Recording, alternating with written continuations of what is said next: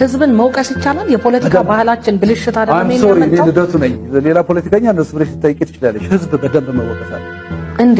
የፈረሰ መንግስትም የለም። ከውስጣቸው ቲፒኤልኤፍን ቀነሱ እንጂ የፈረሰ መንግስት የለም። ያው መንግስት ነው፣ የ27 ዓመቱ መንግስት ነው የቀጠለው።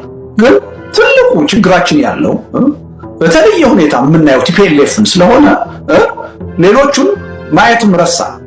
ቲፒኤልኤፍ ብቻ አይደለም ተጠያቂ፣ ቲፒኤልኤፍ ብቻ አይደለም የችግሩ አካል፣ እነዚህም የችግሩ አካል ናቸው።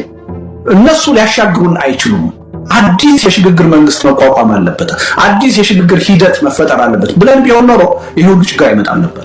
አንተ አትደግፍም? የፋኖ ትግል ደስ አይደለም የትጥቅ ትግልን አይደለም የምደግፈው። እኔ የምደግፈው ሲገሏቸው ቤታቸው ሲሄዱ እንዴት ወጣኝ እሱ ቅድም ክሊር አድርጌልሃለሁ እኮ መደገፍ ነው። ይሄ የሰብአዊ መብት አይደለም፣ በጠመንጃ ትግል መደገፍ አይደለም። ልደት እኔ አሁን የፋኖ ትግልን አባል ሆኜ ወይም ገንዘብ አዋጥቼ ወይም ሀሳብ እያዋጣሁ ልደግፍ አልችልም።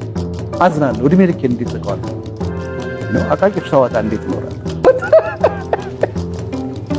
ጥርሴስ ልማዴ ነው። አይኔን አታስቂው አለች ሴትዮ።